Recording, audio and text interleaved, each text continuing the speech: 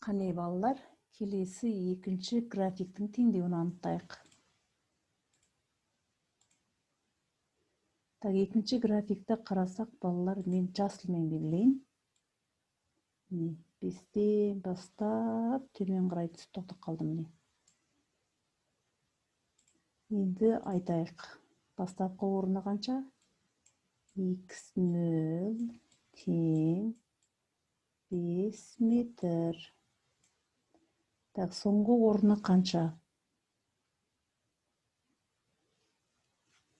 Екінші график бойынша соңғы орны бастады. Міне келді, балалар. Так, соңғы орны минус 20 метр. Міне тұр, балалар, соңғы орны.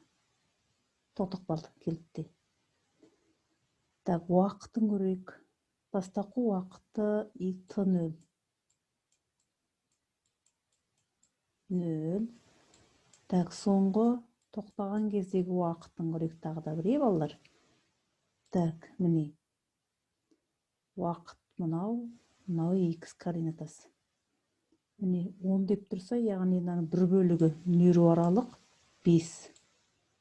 10, 15, 20, 25. Тура 25 секундта минус 20 екен, міне.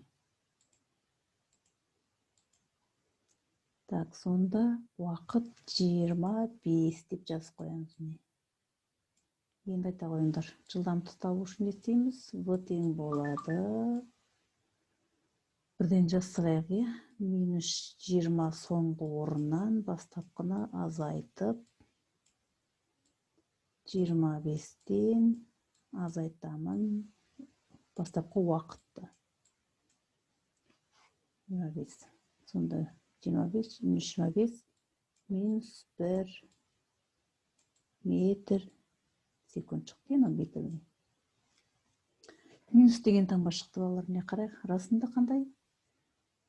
Бұлай үдемелі қозғалып бара жатқан жоқ, артып бара жатқан қозғалыс емес, кеңіп бара жатыр, минусқа қарай кетіп барады. Енді жаңа қозғалыстың теңдеуін жазамыз. X тең болады. x0 қосылған жылдамдық көбейген t.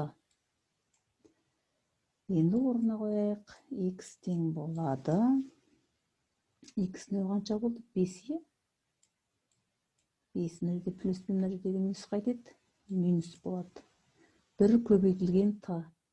Яғни t деп жазсақ болады, енді.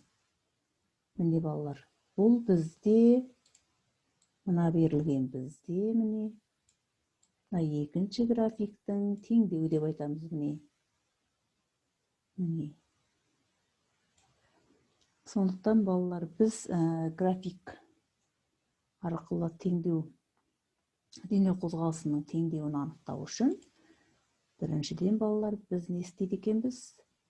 Дененің бастапқы және соңғы орнын анықтай білуіміз керек.